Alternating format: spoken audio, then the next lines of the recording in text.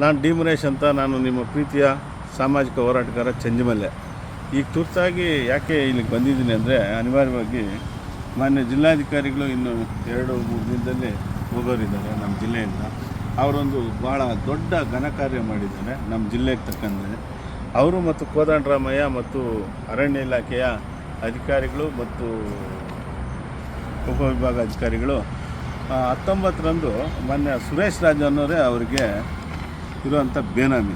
ಯಾಕೆಂದರೆ 19ಕ್ಕೆ ಅರ್ಜಿ ಕೊಡ್ತಾರೆ, 19ಕ್ಕೆ ಅವರು ಎಲ್ಲ ಇಲಾಖೆಗಳಿಗೂ ಜಂಟಿ ಸ್ಥಳ ತನಿಖೆಗೆ 21ಕ್ಕೆ ಮಾಡ್ತಾರೆ. ಮಾಡಿದ್ದಾದಮೇಲೆ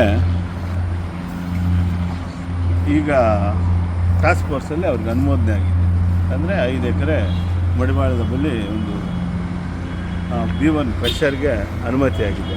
ಯಾಕೆಂದರೆ ಈ ಸುಮಾರು ಒಂದು 7-8 ಜನಕ್ಕೆ ಅವರ ಬೇನಾಮಿಗಳಿಗೆ ಸ್ಯಾಂಕ್ಷನ್ ಮಾಡಿದ್ದಾರೆ ಅಂತ ಗುಮಾನಿ ಇದೆ. ಯಾಕೆಂದರೆ 19ನೇ ತಾರೀಕೆ ಅರ್ಜಿ ಹಾಕಿದ ದಿವಸನೇ ಹಣ ಕಟ್ಟಿದ್ದಾರೆ ನೋಡಿ.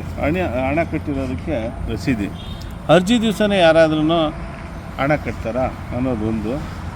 ಮತ್ತು ಈ ಪ್ರಕರಣದಲ್ಲಿ ಮಾನ್ಯ ಕೆಜಾಪ್ ಶಾಸಕಿ ರೂಪಕಲಾ ಅವರು ಕೂಡ ಪ್ರತಿಜ್ಞೆ ವಿಧಿ ಬೋಧಿಸ್ಕೊಂಡಿರ್ತಾರೆ ವಿಧಾನಸಭಾ ಅಧ್ಯಕ್ಷರ ಹತ್ರ.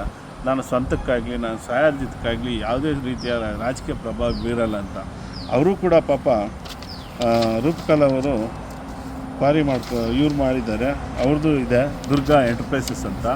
ಹಾಗೆ ಕಾಂಗ್ರೆಸ್ಸಿನ ಪರಾಜಿತ ಅಭ್ಯರ್ಥಿ KV ಗೌತಮ್ ಅವರು ಕೂಡ ಬೆಳಮಾನಹಳ್ಳಿ ಬಳಿ ಅವರು ಮಾಡ್ಕೊಂಡಿದ್ದಾರೆ.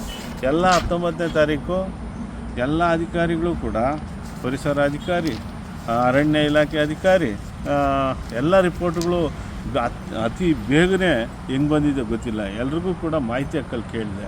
ಯಾರೂ ಲಾಕ್ ಬುಕ್ಕು ಮತ್ತು ದಿನಚರಿ ಕೊಡಲಿಲ್ಲ.